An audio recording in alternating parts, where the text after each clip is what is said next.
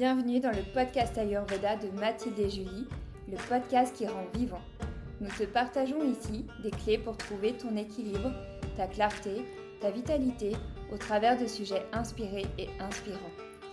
Nous donnons la parole aux personnes qui, comme nous, servent, explorent et expérimentent le vivant. Si toi aussi, tu désires cultiver ce oui à la vie, alors bienvenue et bonne écoute. Ce n'est pas ce que vous mangez, mais plutôt dans quel état vous le mangez.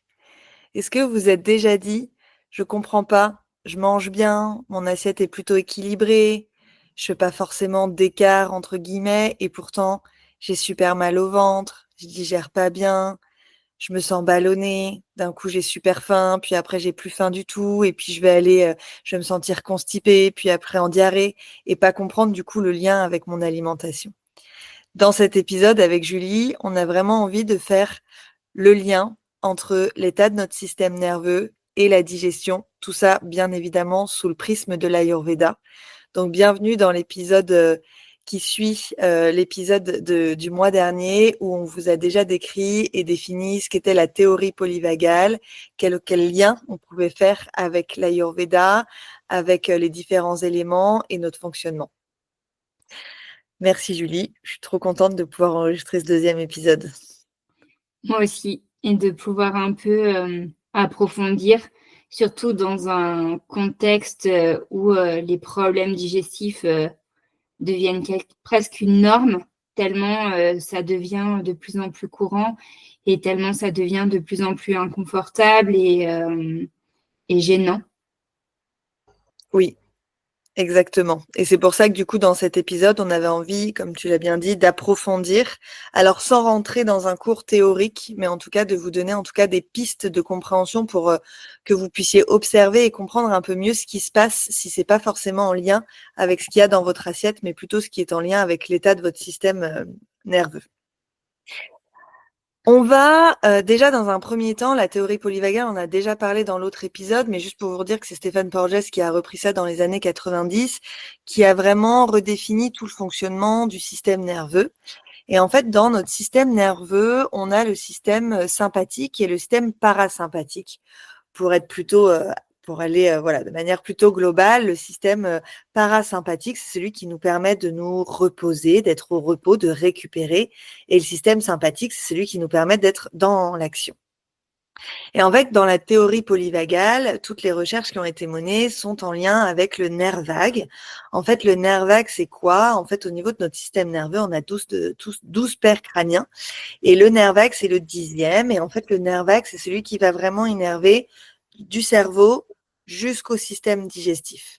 Et en fait, le nerf vague, il part vraiment de la tête pour aller vraiment innerver. Il va passer par le diaphragme. Et en passant par le diaphragme, c'est un petit trou qu'on a au milieu du diaphragme où le nerf vague va passer pour innerver le cœur, les poumons et les intestins et tous les autres organes du système digestif. Et en fait, c'est ce qui se passe déjà dans un premier temps, c'est qu'on peut se rendre compte que, vous savez, quand on est stressé, on va avoir une pression au niveau du plexus solaire et potentiellement, on va avoir du mal à respirer, on va avoir le cœur qui peut battre un petit peu plus vite. Et en fait, dans ces cas-là, le nerf vague, il est comprimé. Et s'il est comprimé, il peut pas faire parfaitement le lien entre vos émotions, vos pensées, etc.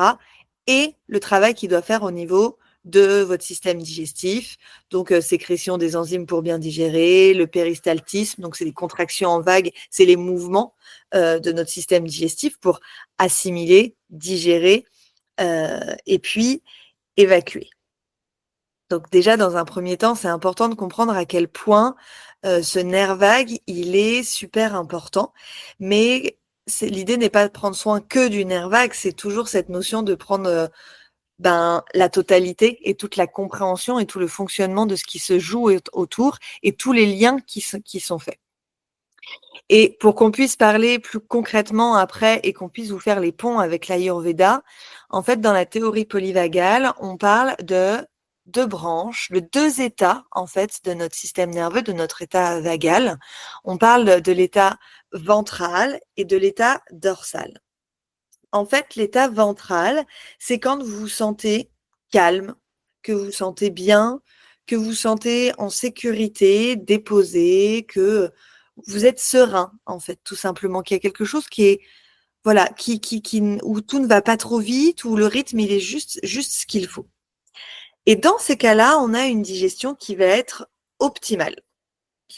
Et dans l'état, ce qu'on appelle dorsal, l'état dorsal, c'est l'état où on se sent en insécurité, où on se sent en danger. Donc, du coup, c'est là où va intervenir la notion de combat-fuite, fight or flight, la notion de ce qu'on appelle, je vous donne les noms anglais parce que dans les bouquins, on trouve souvent ça, mais de shutdown. Donc, c'est cette forme de dissociation où en fait, il y a quelque chose qui se stoppe, qui se coupe, le figement. On appelle ça le figement. On est figé, on a peur. Et en fait, qu'est-ce qui se passe dans notre corps physique à ce moment-là, quand il y a cette insécurité, ce figement, ce combat ou cette fuite?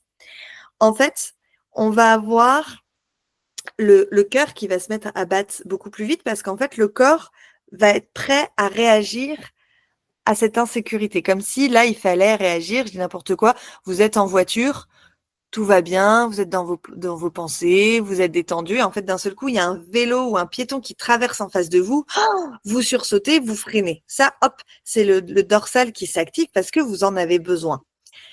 Le problème étant, c'est si vous ne redescendez pas dans cet état ventral, c'est-à-dire, OK, c'est passé, vous avez eu peur, votre cerveau est capable de comprendre que c'est bon, il n'y a plus de danger, que vous n'avez pas eu d'accident, que la personne est repartie, en plus tout s'est bien passé, la personne s'est excusée, voilà, vous repartez, hop, vous redescendez en pression. Parfois, on ne redescend pas en pression, c'est-à-dire qu'on reste tout le temps sur cette forme un peu dorsale d'insécurité et comme on se sent un peu en insécurité, en fait, on est toujours dans cette notion de pression. Et dans ces cas-là, le système digestif, il se met au ralenti complètement.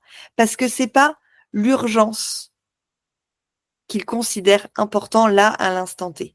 Sauf que quand on est dans des formes d'accumulation, et vous verrez parce qu'on fera un podcast aussi sur les notions de processus de maladie, il y a cette notion où plus on accumule plein d'expériences, donc des traumatismes, qu'ils soient intenses ou plus petits. Il y a des personnes qui vont vivre un gros traumatisme dans leur vie, d'autres qui vont vivre plein de, entre guillemets, petits traumatismes, mais les uns accrochés aux autres fait que le corps ne va plus se sentir en sécurité.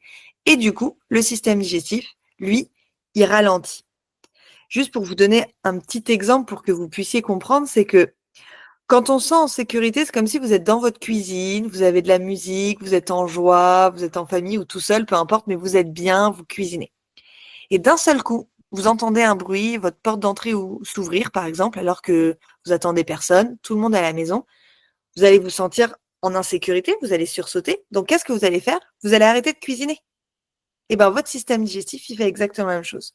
Dès qu'il se met en insécurité, pof, il va essayer de comprendre et de lutter sur ce qu'il y a en périphérie et pas au centre de votre corps. Donc, votre feu digestif, votre système digestif, il va ralentir pour être au service de la périphérie, pour vous sauver, en fait, pour mettre des choses en place qui vous permettent de ne pas être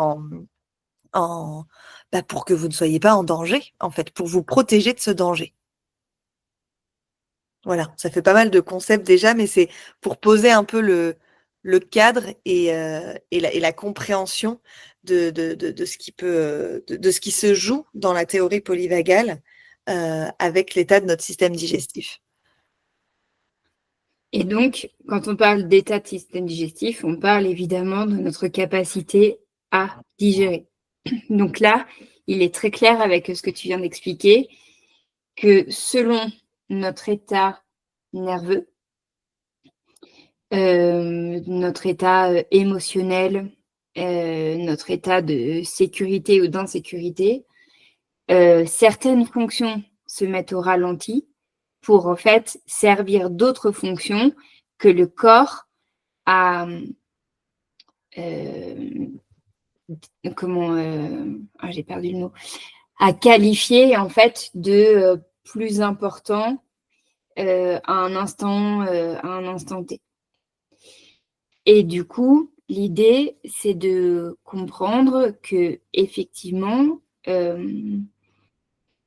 il y a une nécessité de s'occuper toujours d'un ensemble de systèmes et pas seulement du système digestif. Parce que quand on a un système digestif qui est au ralenti avec des symptômes qui commencent à se manifester, on va penser système digestif, ce qui est normal.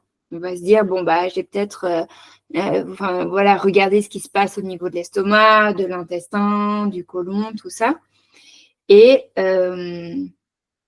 même si maintenant, on parle de plus en plus, évidemment, que le ventre, c'est le premier cerveau, on commence vraiment à faire ces liens-là. Néanmoins, quand on a un problème digestif, on pense d'abord à trouver des solutions en lien avec le ventre.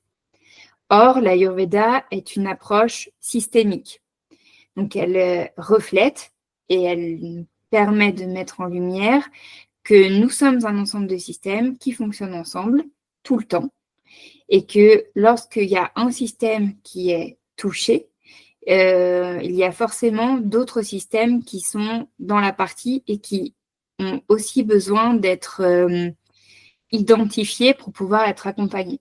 Donc là, typique, on regarde quel est l'état du système nerveux en lien avec le système digestif. Et du coup, quel est le lien entre les deux? Quelle est la dynamique de fonctionnement entre les deux? Et à quel endroit est-ce que c'est perturbé? Et pour quelles raisons? Et du coup, comment est-ce que cela se manifeste aujourd'hui dans des symptômes? Donc, c'est ça qui est intéressant de regarder aussi au travers de ce qui vient d'être expliqué.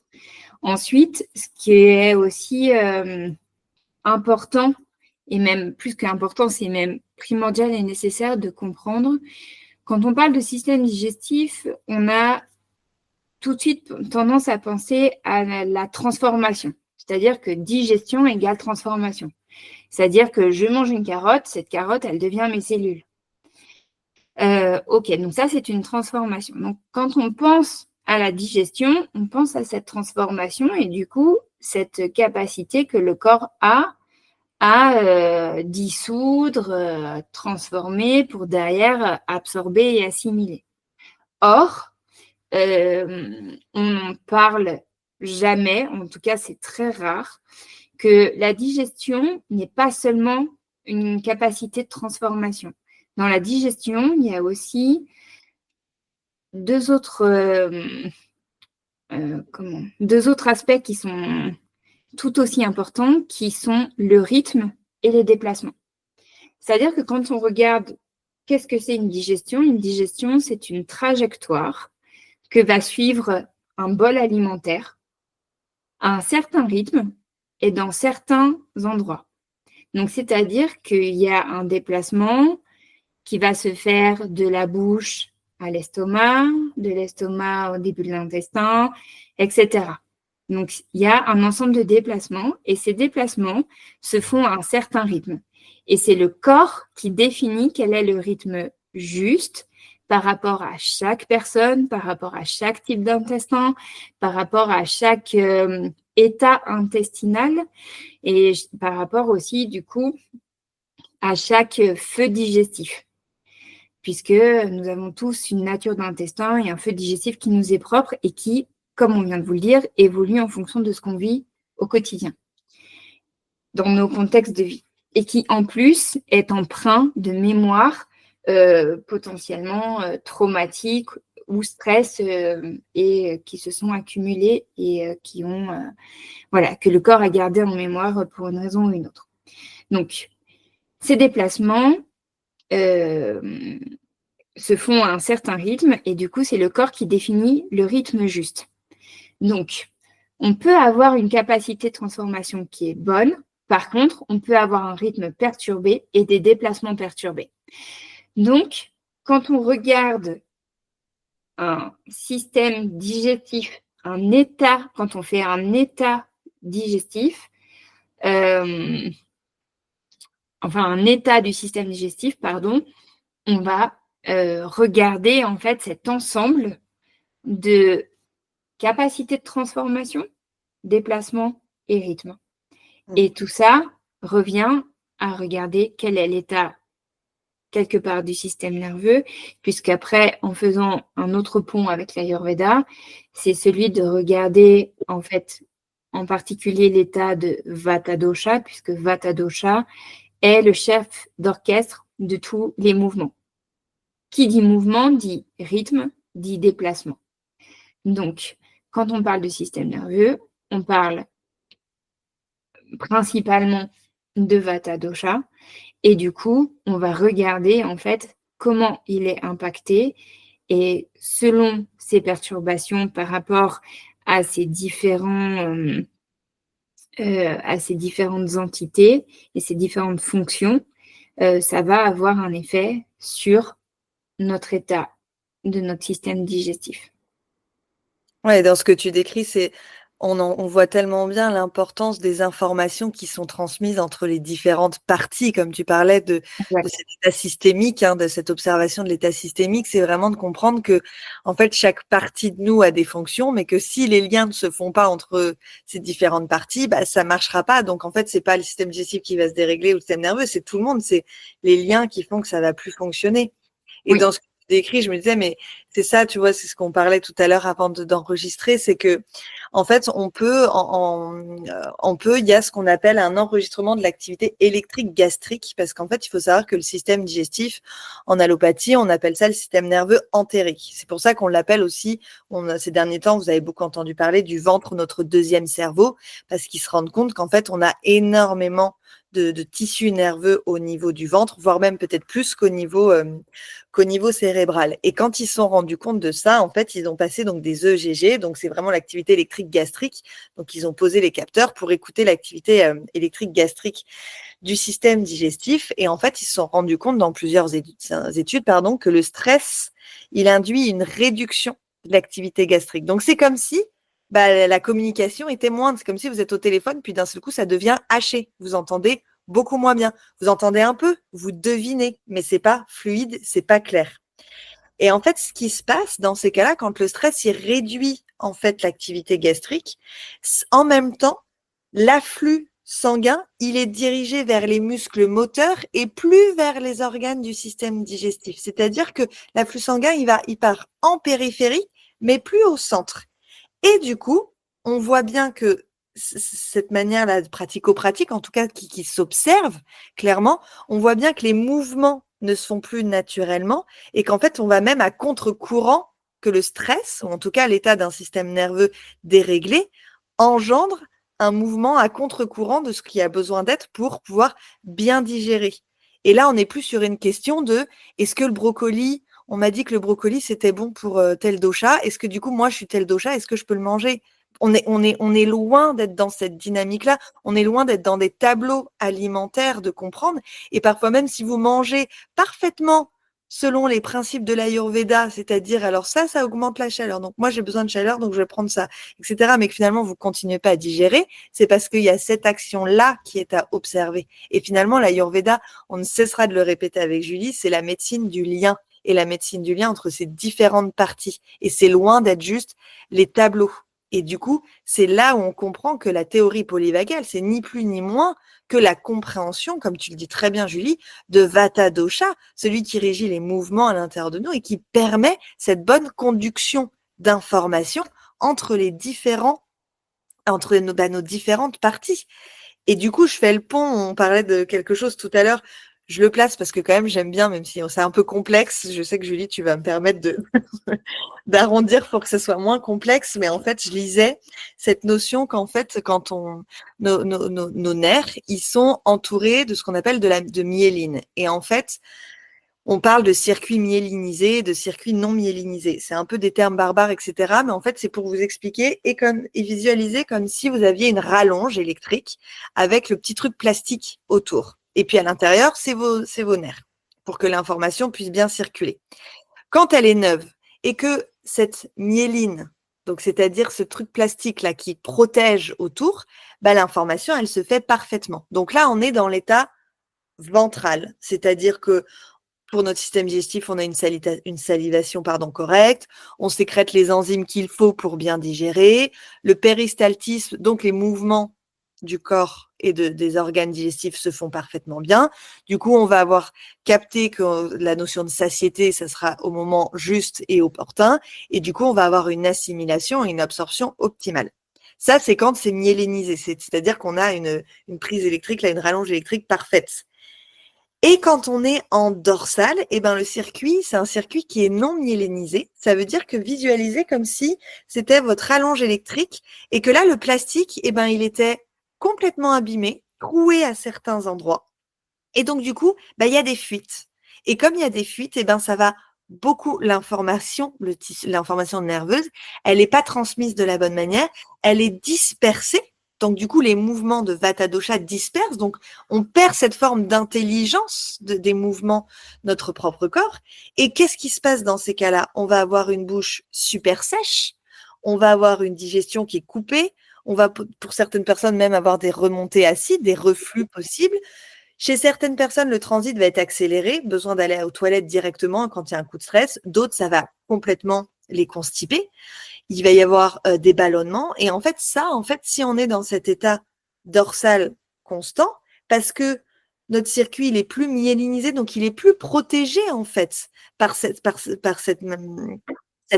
myéline, et ben en fait, on va avoir, c'est là, on va entendre les gens nous dire, j'ai le ventre dur comme du béton, ou tout gonflé, ça bouge pas. Et en fait, les gens, là où ils vont avoir mal au ventre, c'est quand le péristaltisme, il essaye, c'est-à-dire cette contraction là de l'intestin grêle et du côlon, de se mouvoir. Quand le mouvement essaye de se faire, bah en fait, c'est super douloureux. Donc du coup, bah les gens, en fait, ils vont se dire, ah mais dès que ça bouge, dès que je mange, ça me fait mal. Et en fait, l'idée, c'est quoi? Bah, c'est de relancer le mouvement, mais le bon mouvement. Et en fait, à l'inverse, c'est que des fois, quand on est dans un mouvement trop rapide dans notre vie quotidienne. On parlait tout à l'heure, Julie, là, tu es en train de faire de la cuisine pour des groupes. En fait, tu n'arrêtes pas de faire à manger. Donc, je rigolais en disant, bah oui, tu as toujours la moitié d'une fesse sur la chaise parce que tu dois toujours être en train de te lever pour te dire, ah oui, ça faut que je fasse ça. Ah oui, elle m'a demandé ça. Et en fait, tu as un excès de mouvement à l'extérieur. Et du coup, qui fait qu'à l'intérieur de ton ventre, bah, en fait, enfin, là, je donne cet exemple-là, mais en fait, le mouvement à l'intérieur, là où il a besoin de se faire, va ralentir parce que c'est trop présent à l'extérieur. Donc, c'est comment, en fait, rééquilibrer ça? Exact. Donc, moi, effectivement, j'atteste que là, en ayant le cul à moitié sur la chaise, bah, je vois bien que ça change mon appétit, que ça change que ça change mon appétit et du coup ma disponibilité à manger et donc à digérer. Moi qui ai plutôt une tendance à avoir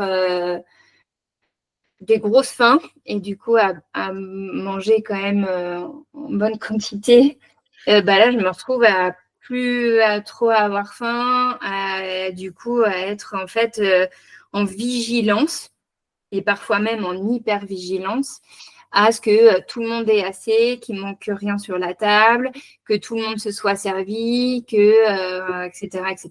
Et du coup, ça coupe clairement chez moi ma faim. Et du coup, bah, je sens bien qu'en fait, c'est juste que ça régule ma capacité digestive par rapport à ma disponibilité et, de digestion, quoi. Et c'est aussi pour ça que tu sais, quand on se pose, c'est-à-dire qu'on va dans tous les sens, parce que là, tu vois, tu es en train de cuisiner, et que d'un seul coup, tu vas te poser, donc tu vas repasser un peu en ventral, tu vas te recharger. Là, d'un seul coup, tu vas avoir super faim. Et en général, on n'a pas envie de brocoli, de carottes ou d'endives. En général, on a envie de gâteau, de fromage ou quoi que ce soit.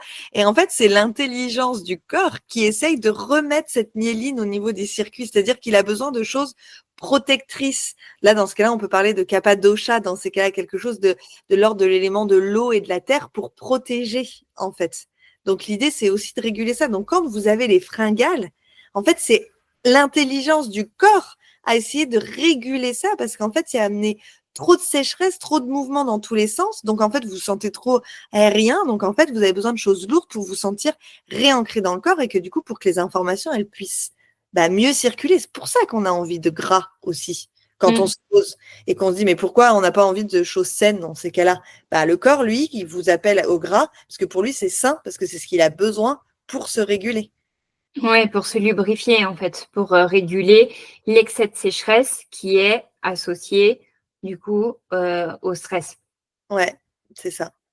Et du coup, ce qui est intéressant, on vous invite vraiment à réécouter l'épisode du mois d'août et l'épisode aussi sur le gluten. Oui. Parce que du coup, ça va vous permettre certainement d'associer des pièces de puzzle pour comprendre aussi de plus en plus en fait cette approche de la digestion avec l'Ayurveda.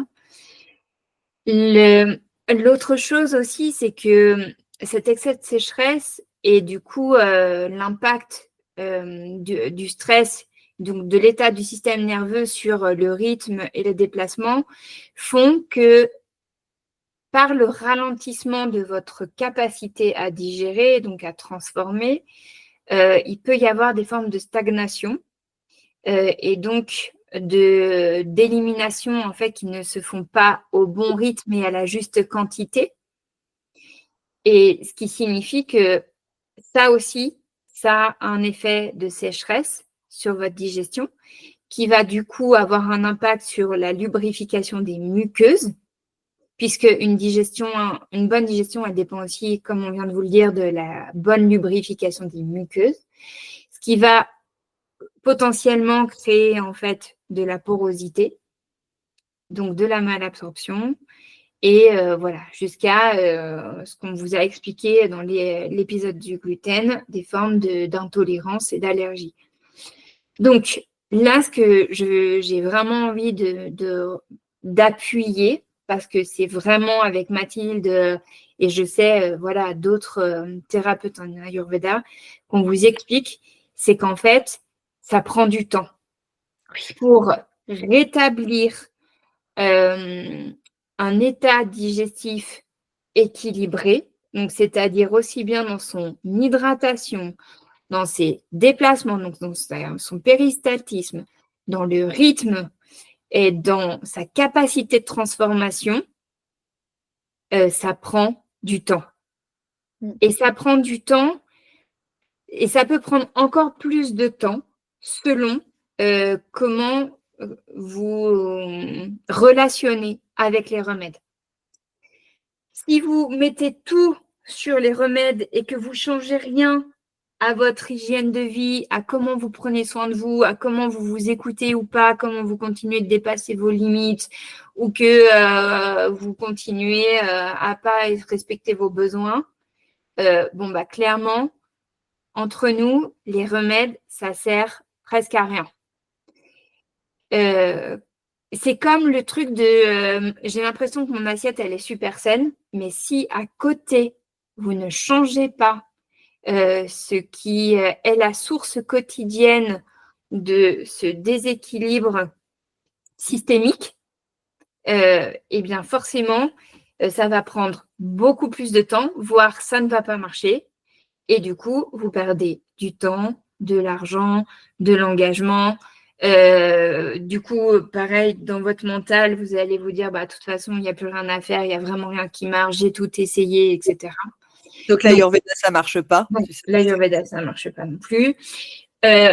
Donc là, il y a vraiment une nécessité de comprendre qu'il y a une notion de temps extrêmement importante et que cette notion de temps, elle doit être associée à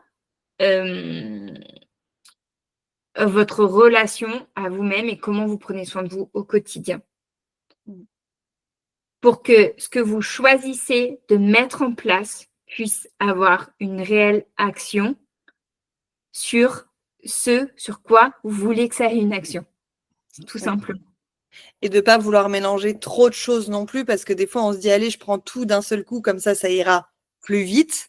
Mais en fait, ça fait tout l'effet inverse, c'est qu'encore une fois, si vous prenez trop de choses trop rapidement, et en fait, ça va stresser votre système nerveux qui ne va pas être capable d'envoyer autant d'informations des traitements que vous prenez au système digestif, et que comme vous allez être en dorsale, c'est-à-dire en insécurité, en figement ou en combat-fuite, etc., vous n'allez pas sécréter les enzymes suffisants pour digérer, et du coup, les compléments alimentaires que vous allez prendre, vous n'allez pas les absorber, en fait. Donc, tant que vous régulez pas cet état, un minimum, parce que si vous voulez, l'idée, c'est pas tout le temps d'être en ventral. L'idée, encore une fois, c'est de savoir alterner entre ce ventral et le dorsal, parce que la vie est déséquilibre et que c'est aussi la vérité qu'on vit aujourd'hui dans une société qui est quand même ultra stressante, avec un climat politique qui est très stressant.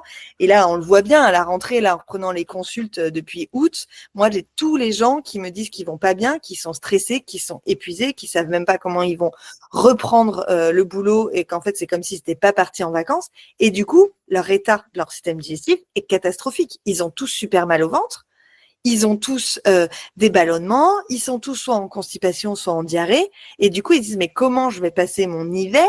Je suis pas prêt de reprendre des vacances alors que je suis dans cet état-là. Il y a le climat extérieur qui est anxiogène, mais comment est-ce qu'on peut faire pour créer un climat? Et en fait, l'idée, c'est comment on peut passer du dorsal en ventral. L'idée, c'est pas être que en ventral, mais c'est pas non plus d'être que en dorsal. Et donc, l'idée, c'est de pouvoir déconditionner ces choses-là. Et que si vous avez mis plein de choses au niveau alimentaire et que vous voyez que ça ne marche pas, bah, en fait, c'est qu'il faut aller regarder ailleurs. Et qu'il faut aller regarder votre état de système nerveux. Parce que, comme tu disais, Julie, votre assiette, elle peut être super bien équilibrée. Si vous zoomez, comme sur les réseaux, là, on voit les gens, ils prennent en photo leur magnifique assiette et toi, tu culpabilises parce que ton assiette, tu la trouves pas aussi équilibrée que ça. Et en fait, tu dézoomes et là, tu vois la scène. Et toi, bah, potentiellement, ton assiette, elle est un peu moins sexy, mais t'es tranquille en train de manger sans rien d'autre. Et puis l'autre qui a fait une assiette magnifique, il a 3 téléphones portables, il a la télé d'allumée, il a les enfants qui courent partout, il a le mari qui lui dit est-ce que tu m'as repassé ça? Je suis en train de chercher ça. Et qu'en fait, il y en a partout. Et que finalement, la femme qui est en train de poster cette photo magnifique d'aliments super, d'une assiette parfaitement trido chic, etc., bah, en fait, elle va pas du tout digérer ça. Donc, c'est comment est-ce qu'on est capable de zoomer et de dézoomer et comment est-ce qu'on est capable de passer du ventral au dorsal. Ce qui fait que des fois, on va digérer. Il y a des gens, des fois, en consulte, qui me disent, mais je comprends pas quand je mange. Là, des fois, je mange ça, donc genre une pizza. Ils vont dire, mais je comprends pas, je l'ai digéré. Et Oui, d'autres, non, non. Et pourquoi ils la digèrent? Parce qu'en fait, ils se sont posés. Ils ont été dans un moment où, en fait, ah, ils sont repassés en ventral, ils étaient bien, ils étaient détendus, ils ont relâché. Bah là, ils ont digéré. Et du coup, le système nerveux, il dit, ah, putain, mais moi, je comprends pas pourquoi je digère pas. Un coup, je digère la pizza, un coup, je la digère pas. Ah oui, mais c'est peut-être pas finalement la problématique de l'aliment en soi. Alors, évidemment qu'il est à prendre en compte, hein, on va pas, voilà. Mais c'est tout le contexte aussi. oui. Voilà. Voilà, voilà. Je pense que on va vous laisser digérer ça. Le temps que ça se déplace aussi dans votre cerveau pour que vous puissiez vraiment comprendre et certainement aussi peut-être que ça vous éclaire sur ce que vous vivez et là vous cherchez des réponses et que vous n'en trouvez pas, que vous essayez plein de choses et que ça ne marche pas ou alors vous aimeriez que ça aille plus vite mais que ça ne va pas assez vite.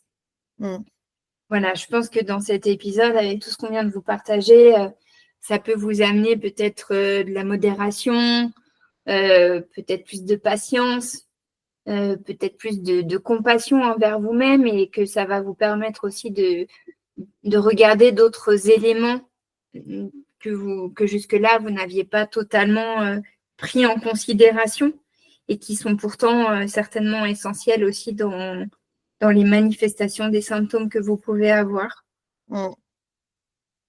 Donc ça, c'était un deuxième épisode sur ce sujet. On vous fera aussi un troisième épisode pour compléter cette série. Oui. Certainement le mois prochain. Et en attendant, pour cette rentrée, on a quand même envie de vous rappeler qu'on est disponible pour vous accompagner en consultation. Donc, avec Mathilde, on a décidé d'ouvrir aussi des consultations en duo. Donc, on vous accompagne en même temps toutes les deux. On a aussi nos cures. Donc là, cet automne, on propose 2 cures. Donc, il y en a une qui est complète. Il en reste une où il reste 2 places au mois d'octobre. Donc, dans ces cures, on vous rappelle qu'on fait exactement ce qu'on vient de vous partager dans ce podcast. C'est-à-dire qu'on accompagne votre système nerveux à se détendre, à se réguler pour que derrière, ce qu'on va vous proposer en termes de soins et du coup aussi en termes de régulation puisse en fait fonctionner et surtout durer dans le temps. Parce que l'ensemble de ce qu'on appelle un plan thérapeutique durant la cure a pour objectif que ce qu'on vous fait, ce qu'on vous propose et ce que vous recevez comme soin dans la cure puisse derrière perdurer dans le temps et vous accompagner notamment là sur la régénération de l'hiver, puisqu'on sera dans une cure d'automne. Et donc, évidemment, d'accompagner votre système digestif dans tous ces aspects, comme on vient de vous l'expliquer. Et puis après, évidemment, il y a aussi les accompagnements individuels, que ce soit avec Mathilde ou avec moi. Et puis après, voilà, on a aussi créé ce programme de manger sans gluten, dans lequel vous pouvez trouver aussi des explications complémentaires à ce qu'on vient de vous partager et qui donne aussi quelques outils qui sont très simples à mettre en place et qui vous permettent de retrouver des formes de confort déjà au niveau du système digestif. Donc, encore une fois, c'est la régularité et le temps qui vont faire que ça fonctionne. Donc voilà, on vous met déjà à disposition tous ces outils. On est là pour vous accompagner et répondre aussi à vos besoins spécifiques. Si vous en avez, vous pouvez nous écrire et on se fera un plaisir évidemment de vous répondre. Ouais. Moi, je me permets de rajouter que tu as ta formation aussi en nutrition, qui n'est pas une formation juste de quel aliment on met avec tel aliment, mais c'est vraiment, tu l'as appelé l'art de combiner, justement pour comprendre exactement ce qui se cache derrière, ça veut dire quoi cuisiner, dans quelle dynamique on cuisine, pour bien digérer. Donc, tu as vraiment pris en considération toutes ces notions et pas juste de comprendre quel aliment va avec tel aliment, mais d'être capable justement de réfléchir et de comprendre avec son environnement, avec son état du système nerveux, comment composer son assiette en fonction de comment on se sent. Et ça, c'est quand même plutôt important. Et c'est pour ça que je me permets d'en parler. Et il y a aussi ma formation en réflexo ayurvédique, où là, ça vous donne des clés concrètes, où on passe par le corps pour justement venir soutenir tous ces liens, tout le système nerveux en lien avec le système digestif, voilà, pour passer par le corps quand le mental, lui, est trop épuisé pour mettre des choses en place. Voilà, pour la petite aparté. Merci. Donc, vous savez où nous trouver. Oui. On vous souhaite que cette rentrée soit quand même joyeuse, même si on sait qu'elle est éprouvante et qu'il y a beaucoup de fatigue. On vous souhaite de trouver des ressources et que si à un moment donné, vous vous sentez à bout de ressources, que vous puissiez vous tourner vers des personnes qui puissent vous accompagner à reconstituer vos ressources. Oui. Reconstituons nos ressources ensemble aussi, c'est important. Ce qu'on disait, c'est que là, avec tout ce qui se passe, il y a quelque chose de collectif qui a besoin d'être mis en place. Vous n'êtes pas seul du tout. On est ensemble et reconstituons toutes ces parties-là ensemble. Clairement. Remettons du lien entre ces systèmes. Oui. À bientôt pour un prochain épisode. À bientôt. Pour présence. Tu as aimé cet épisode ? Dis-nous en commentaire ce qui t'a plu. Puis, clique sur le 5 étoiles de ta plateforme d'écoute préférée, abonne-toi et fais-le voyager. Tu es curieux ? Découvre les packs Sommet Ayurveda qui contiennent des dizaines de contenus vidéo, audio et PDF, disponibles sur notre site internet podcast-ayurveda.com. On se retrouve dans 15 jours pour un nouvel épisode.